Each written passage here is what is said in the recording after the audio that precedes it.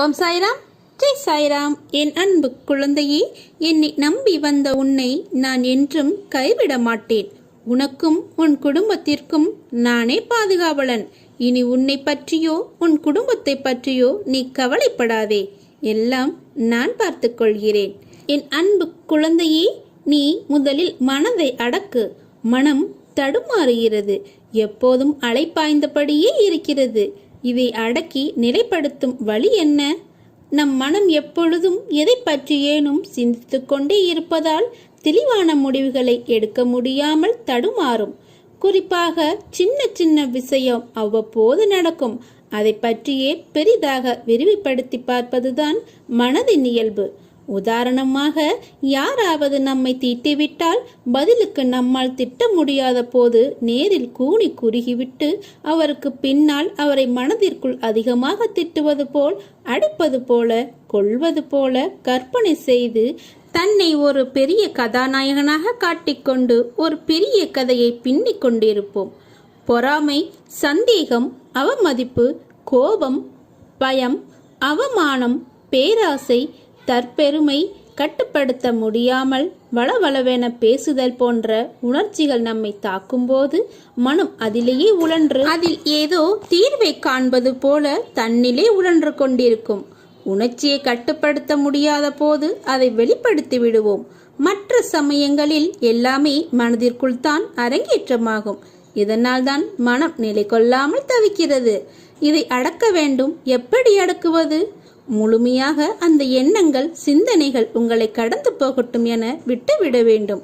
கண்களை மூடி அமைதியாக இந்த நிகழ்வுகள் முடியும் வரை நீங்கள் உட்கார்ந்திருங்கள். கரையான்கள் புற்றிலிருந்து புறப்படுவதைப் போல இந்த எண்ணங்கள் மனதிலிருந்து புறப்பட்டு சென்ற பிறகு மனதில் ஒரு வெற்றிடம் தோன்றுவதை உங்களால் உணர முடியும். இந்த வெற்றிடம் துவக்கத்தில் ஒரு சிறு வினாடிகள் வரை நீடிக்கும். இதையே பழக்கப்படுத்தினால் ஒரு சில நிமிடங்கள் தொடரும். காலப்போக்கில் நிமிடங்கள் மணிக்கணக்கில் ஆகும். இந்த எண்ணங்களை கட்டுப்படுத்ததான் மூக்குக்கு மேலே புருவ மத்தியில் ஒரு கற்பனை உருவத்தை கொண்டு வந்து நிறுத்தி கொண்டு அதில் பார்வையை செலுத்துவார்கள். இப்படி செய்து வந்தால் எண்ணங்கள் தடைப்பட்டுவிடும் என்பது நமது முன்னோர்கள் கண்டறிந்த உண்மை. இதை பின்பற்றி நீங்கள் பாருங்கள். எதன் மீதாவது ஆசைப்படுதல், எண்ணமிடுதல் ஆகியவற்றாலும் மனம் அலைப்பாயும். பகவான் சாய்ராம் மீது பாரத்தை வைத்துவிட்டால் எல்லாம் நாளடைவில் சரியாகிவிடும். கவலையை விட்டொழி, உறுதியுடன் இரு. என் பக்தர்களை நான் துக்கப்படுவதில்லை. சீரடியில் நீர் கால் வைத்த அக்கணமே உம்முடைய துன்பத்திற்கு முடிவேற்பட்டுவிட்டது. நீ தடங்களின் கடலில் கழுத்து வரை மூழ்கி இருக்கலாம். துக்கமும் வேதனையுமாகிய படுகுழியில் ஆழமாக அமிழ்ந்து போயிருக்கலாம். ஆனால் யார் இந்த மசூதி மாயின் படிகளில் ஏறுகிறாரோ அவர் சுகத்தின் மீது சவாரி செய்வார். இவ்விடத்தில் இருக்கும் பக்கீர் மகா தயாளன். உம்முடைய வியாதியையும் வலியையும் நிர்மூலமாக்கி விடுவார்.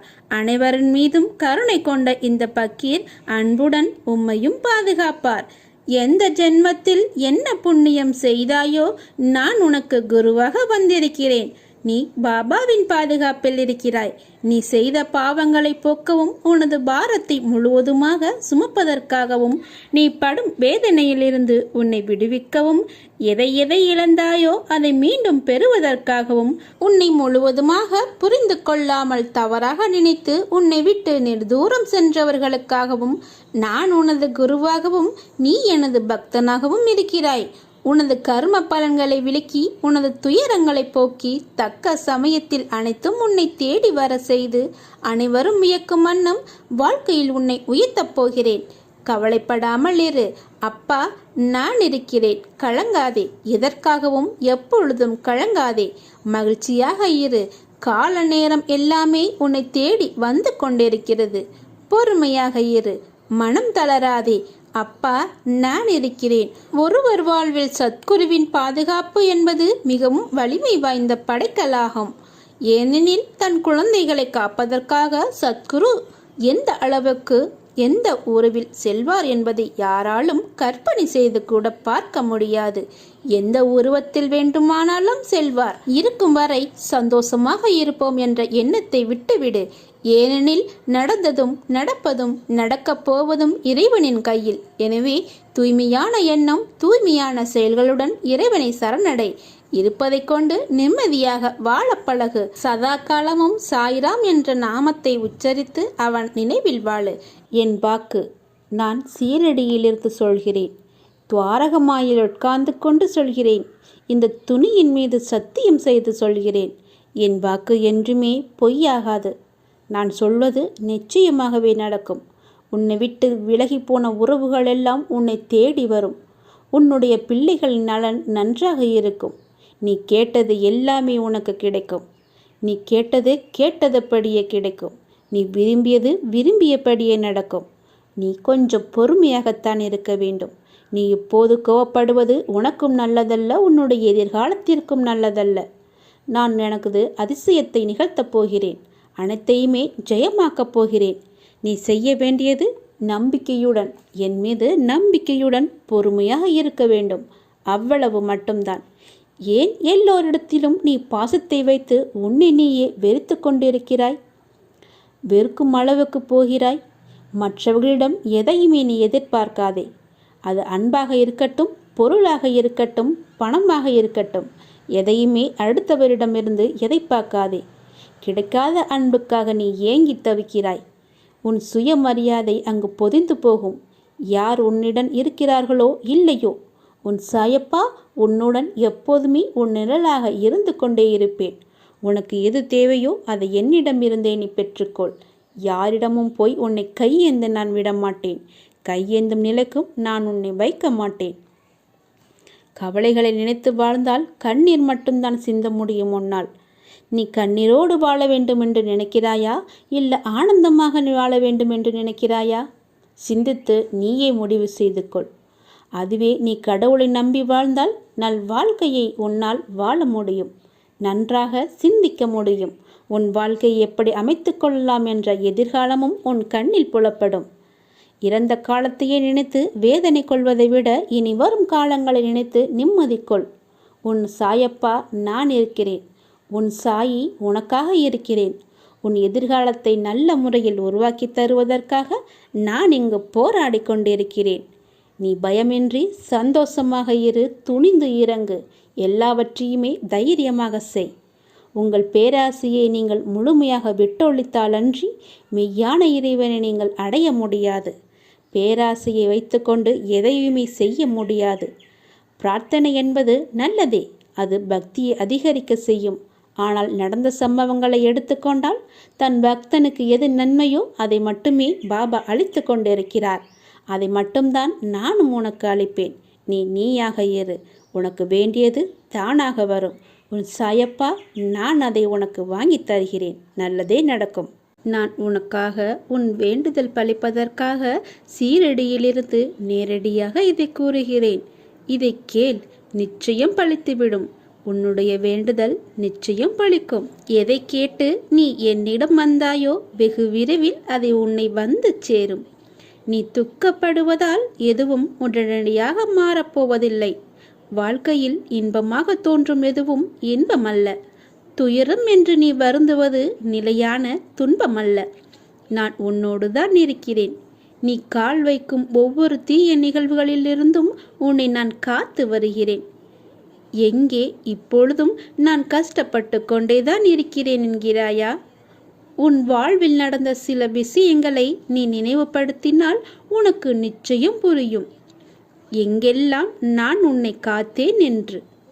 ஆனால் இப்போது நீ அனுபவிப்பது உன்னுடைய கர்ம வினை. அதையும் நான் சீர்படுத்தவே நான் இருக்கிறேன். உன் இரக்க குணம் இந்த நிலையிலும் பிறர் கஷ்டப்படுவதை உன்னால் தாங்கிக் கொள்ள முடியவில்லை. நீதி நேர்மையை பின்பற்றி நீ செயல்படுகிறாய். நல்லவர்களாக இருப்பதால் தான் இவ்வளவு கஷ்டங்களை அனுபவிக்க வேண்டி இருக்கிறது என்று உன் மனம் தள்ளாடுகிறது. பேசாமல் கெட்டவர்களாக இருந்தால் என்ன என்று கூட உன் மனம் நினைக்கிறது. கெட்டவர்களெல்லாம் நன்றாக இருக்கும்போது நல்லதையே நினைத்து நல்லதையே செய்து நல்லவர்களாகவே வாழ வேண்டும் என்று நினைக்கும் உன்னுடைய மனதிற்கு மட்டும் ஏன் இத்தனை கஷ்டங்கள் என்று தானே கேட்கிறாய்? நான் மட்டும் ஏன் இவ்வளவு கஷ்டப்பட வேண்டும் என்று நினைக்கிறாய்? உன்னை போன்ற நல்லவர்கள் பலரும் இப்படித்தான் புலம்புகிறார்கள். இது இன்றோ நேற்றோ அல்ல, காலம் காலமாய் நல்லவர்கள் புலம்புவது தொடர்கதைதான். நற்குணம் கொண்ட நீ எஞ்சியுள்ள உன் கர்ம வினைகளையும் முற்றிலுமாக தீர்த்துவிட்டு முற்றிலும் சந்தோஷத்தையும் முக்தியும் பெறுவதற்காகத்தான் இந்த கஷ்டத்தை நீ அனுபவித்துக் கொண்டிருக்கிறாய். ஆனால் கெட்டவர்களோ தற்போது நன்றாக இருப்பதாக உனக்கு தெரியும். அவர்களுடைய கர்ம காலம் வந்துவிட்டது. இப்போது கொஞ்சம் அனுபவித்துக் கொண்டிருக்கிறார்கள். மீதமுள்ளதையும் நிச்சயமாக அனுபவிப்பார்கள். அதிலிருந்து அவர்கள் தப்பிக்க முடியாது. வினை விதைத்தவன் வினை அறுப்பான் என்று உனக்கு தெரியுமா? அதுபோல பாவம் செய்தவன் அதற்கான செயலை அனுபவித்துதான் இருப்பான். மிகவும் மோசமானதாகவும் கோரமாகவும் அமையும். நீயே உன் வாழ்வில் அப்படிப்பட்டவர்களை படும் துயரங்களை பார்த்து இருப்பாய். அதனால்தான் முதலில் நீ இந்த கஷ்டத்தை என்னால் சமாளிக்க முடியும் என்று நினை. சோர்வு உனக்கு வேண்டாம். இது உன்னை பலப்படுத்தி சிந்தனை வளர்க்கும், செயலை வேகப்படுத்தும், மந்த புத்தியை போக்கும். நீ திறம்பட செயல்படுவாய். உன்னுடைய துன்பங்கள் எல்லாம் முடிவரும். நீ உன் வாழ்வில் நல்ல பெயருடன் நிம்மதியான மகிழ்ச்சியான வாழ்க்கையை பெறுவாய். நான் செய்த பாவங்களை மன்னித்து என் வாழ்வை ஒளிர செய்யுங்கள் என்று நீ என்னிடம் எப்போது வந்து என் கால்களில் சரணடைந்தாயோ அப்போதே உன்னுடைய பாவங்கள் அனைத்தும் தீர்ந்துவிட்டது. கர்ம பலன்களை போக்கத்தான் நான் போராடி கொண்டிருக்கிறேன். இன்னும் சிறிது, அது மட்டும் போய்விட்டது என்றால் உன் வாழ்வில் வசந்த காலங்கள்தான். அதையும் நான் போக்குவேன். கூடிய விரைவில் நீ என்னிடம் கேட்டது உன் கைகளில் கிடைக்கும். நான் இதை எங்கிருந்து சொல்கிறேன் என்றால் சீரடியிலிருந்தே சொல்கிறேன். அது நிச்சயம் பலிக்கும். அப்பா, நான் இருக்கிறேன். நல்லதை நினை, நல்லதை செய், நல்லதே நடக்கும். நம்பிக்கையோடு உன் கடமையை செய். உனக்கான அந்த நல்ல நாள் நிச்சயமாக உன்னை தேடி வரும். என்னுடைய ஆசீர்வாதங்கள் உனக்கு எப்போதும் உண்டு. அதுவும் முழுவதுமாக நீ ஆசீர்வதிக்கப்படுவாய். அன்றைக்கு உனது கண்கள் கலங்கும். அப்பா, நான் வேண்டியதெல்லாம் தந்து விடுகிறாயே என்ற ஆனந்தத்தில் நீ உன்னை பற்றி தெரிந்து கொள்ள கேள்விக்கு பதிலை தேடி அலைந்து கொண்டிருக்கிறாய். உன்னோடு நான் இருப்பதை மறந்து விட்டாய். நான் இருக்கிறேன். உனக்கான பதிலை நான் கூறுவதற்கு தயாராக இருக்கிறேன். இது காலத்தின் கட்டாயம். நான் உனது தந்தையாக, நல்ல குருவாக உனக்கு கிடைத்ததோ ஒரு அதிசயம். அதுபோல நீ எனது குழந்தையாக, நல்ல பக்தனாக கிடைத்தது நான் செய்த பாக்கியம். உனது அழகான பாதங்களை கொண்டு என்னிடத்தில் நீ வந்திருக்கிறாய். அப்பா, நான் இப்போது வளர்ந்து விட்டேன், நான் இன்னும் சிறு பிள்ளை இல்லை என்கிறாய். என் குழந்தை எனக்கு எப்போதுமே சிறு பிள்ளைதான். எனது பாதங்களை எதற்காக நகர்த்த வேண்டும்? நான் தனியாக போகக்கூடாதா என்றுதானே நீ நினைக்கிறாய்? இத்தருணத்தில் உனது மனதில் என்ன ஆசைகள் தோன்றின? சற்று நினைத்துப்பார். எனக்கு நீ எப்போதும் சிறு பிள்ளைதான். உனது அத்தனை தேவைகளையும் பூர்த்தி செய்பவன் நான் தான். உன்னை புண்படுத்தி வருத்தப்பட செய்தவர்களை நான் பார்த்து கொள்கிறேன். நீ என்னிடம் விட்டுவிடு. நானே அனைத்திற்கும் சர்வாதிகாரி என்று சொல்லிய பிறகு என்னை முழுவதுமாக நீ ஏற்றுக்கொள். உனது வார்த்தைகளுக்காக அப்பா காத்து கொண்டிருக்கிறேன். இனி உனக்கான அனைத்துமே நான் செய்பவை. உன் அப்பாவாகவும் அம்மாவாகவும் உன்னை கண்ணுக்குள் வைத்து நான் காப்பேன். ஒவ்வொரு நாள் உன் மனதில் எழும் ஒரு அழகான ரூபமாய் நான் உனக்கு காட்சி கொடுப்பேன். நீ தினந்தோறும் என்னை நீ கவனிப்பதற்கு முன்பு நான் உன்னை முழுமையாக புரிந்து கொண்டு தினமும் வழி நடத்துவேன். தினமும் என்னை நினைத்து கொண்டு இருக்கையில் உன் மீது எப்படி கோபம் கொள்வேன்? தற்போது நீ இருக்கும் நிலை நான் அறிவேன். உனக்குள் இருக்கும் அகங்காரம், அகந்தை இவற்றை என்றோடு விட்டுவிடு. உனது மனதிற்குள் நான் இருக்கிறேன். உன்னை எப்போதும் என் கண்ணில் வைத்து நான் பாதுகாப்பேன். நீ கவலைப்படாதே. உனக்கு ஒரு வடிவம் கொடுத்து அதிலிருந்து வரும் வெளிச்சத்தின் ஒளியைப் போல் நீ பிரகாசமாக இருப்பதற்கு நான் உன்னை வழிநடத்தி என் கைப்பிடித்து அழைத்துச் செல்கிறேன். எப்போது என்னை நீ அழைத்தாலும் நான் வருவேன். எல்லாம் சரியாகிவிடும். எதற்கும் மஞ்சாதே. அப்பா இருக்கிறேன், கவலைப்படாமல் இரு. என்னை சரணாகதி அடைந்தால் நான் உன்னை பாதுகாப்பேன். பொறுமையாக இரு. அப்பா நான் இருக்கிறேன். நிழலாக எப்போதும் உனக்கு துணையாக வருவேன். நாளை ஏதாவது ஒரு ரூபத்தில் உனக்கு நான் காட்சி அளிக்கப் போகிறேன். உனக்காக நான் சீரடியிலிருந்து வருவேன். என் மீது உன் நம்பிக்கை இழந்து விடாதே. எந்த நேரத்தில் வேண்டுமானாலும் நான் அற்புதத்தை செய்வேன். மனதை அலைப்பாய விடாமல் என் நாமத்தை மட்டும் நீ உச்சரித்து கொண்டே இரு. என் வாக்கு என்றும் பொய்யாகாது. பொறுமையோடும் நம்பிக்கையோடும் இரு. விரைவில் நல்ல மாற்றங்கள் நிறைந்த மகிழ்ச்சியான வாழ்க்கையை அமைத்து தருகின்றேன். நீ என்னிடம் எதிர்பார்த்து காத்திருக்கும் அனைத்தும் உனக்கு விரைவில் நடக்கும். கோபத்தை குறைத்துக்கொள். கோபம் கொண்டால் அது உன் காரியத்தை முடித்து விடுமா என்றால் இவ்வுலகில் கோபம் மட்டுமே ஒரே உணர்வாயிருக்கும். கோபத்தில் அமைதியையும் நிதானத்தையும் வளர்த்துக்கொள். உனக்கு துணையாக நான் உன் சாய்தேவா இருப்பேன். வாழ்க்கையில் போராடும் குணத்தையும் பெற்று தீர்க்கமாக வாழ நினைக்கும் என் குழந்தையே, மன உறுதி ஏற்பவர்களிடம்தான் அதற்கான சோதனை மேற்கொள்ளப்படுகிறது. உன் மனம் என்பது நான் வசிக்கும் கோட்டை. அந்த கோட்டையில் என் அனுமதி இல்லாமல் ஒரு தூசி கூட நுழைய முடியாது. என்னை காண வந்த என் பிள்ளையான உனக்கு நிறைய விஷயங்களை புரிய வைத்தேன். எதற்கு தெரியுமா? நீ வளரவே இல்லை. உன் மனதளவில் நீ சிறு பிள்ளையாகவே இருக்கிறாய். உனக்கான பக்குவத்தை புகட்ட எனது சீற்றத்தையும் காண்பிக்க வேண்டியதாய் இருக்கிறது. உன் மனதில் என்னை காண வருவதற்கு முன் பல எண்ணங்கள் குதர்க்கமாக எழும். அது ஏன் என்ற கேள்விக்கு விடை கூறுகிறேன், கேள். என் தரிசிக்க வரும் என் பிள்ளையின் மனம் அமைதியாக நிலைப்படும் நிலையில் இருக்க வேண்டும். எந்த விதமான சஞ்சலமும் இல்லாமல் மனம் இருக்க வேண்டும். என்னை வணங்கினால் உன் கேள்விகளுக்கு நான் பதில் தருகிறேன்.